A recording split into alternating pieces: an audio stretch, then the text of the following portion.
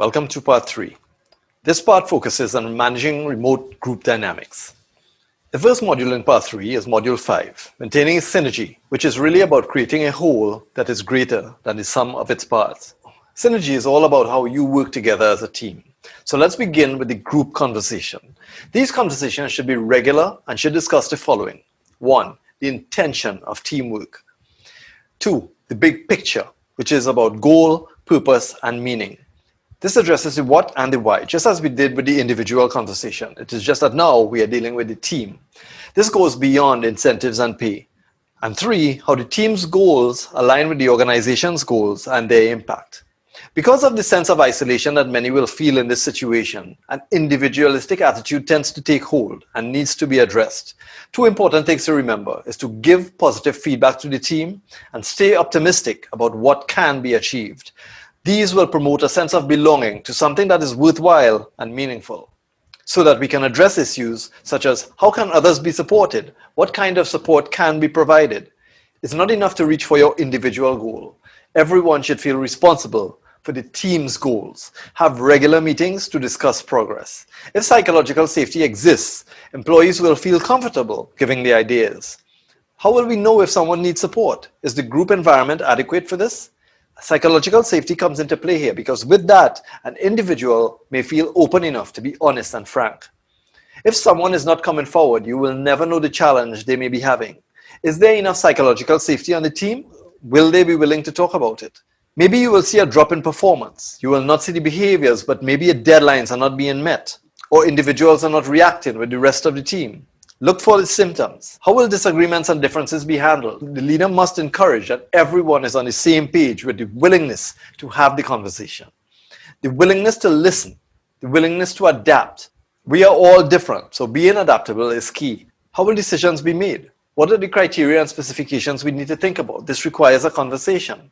What processes are needed? What kind of relationships do we need with other teams? The level of trust must be high so that there are more open conversations. This directly impacts how we make decisions and solve problems. Why are these questions important? Because during the process, we need to have 1. Shared business knowledge. 2. A shared vision and sense of direction through planning and organizing. 3. A shared belief in the values that are important to the organization and ourselves. And 4. A shared feeling of power to make decisions about our life, work, and future, especially as a group. This creates an empowering work environment. So let's examine the 5 dysfunctions of a team, why they still matter while working remotely. This is a concept developed by Patrick Lencioni. Firstly, the absence of trust is placed at the bottom, as trust is the foundation of any team. If members of a team don't trust one another, it's almost impossible for them to achieve their goals. This absence of trust stems from the inability or unwillingness to be vulnerable. Vulnerability, as a reminder from Module 2, is consciously choosing to freely express your thoughts, feelings, and opinions, regardless of what others might think of you.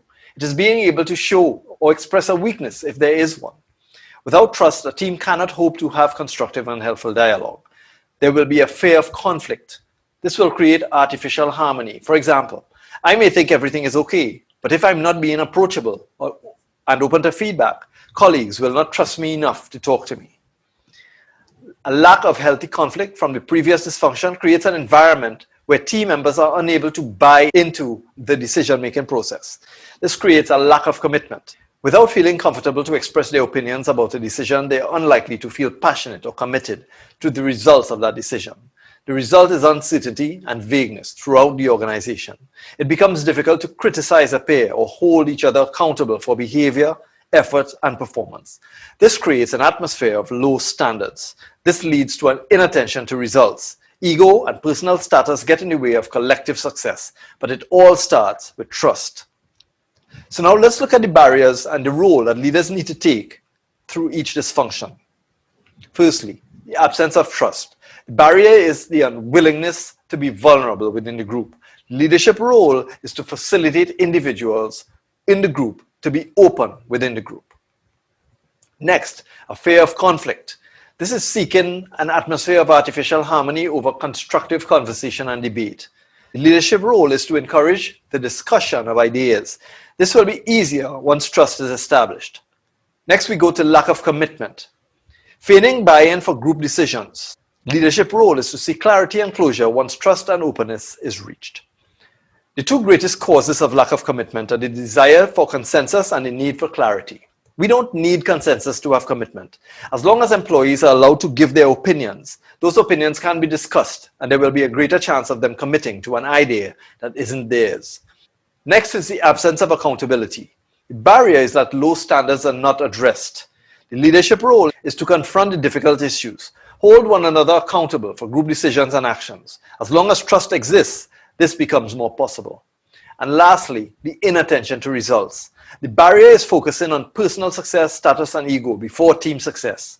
And the leadership's role is always focused on collective outcomes.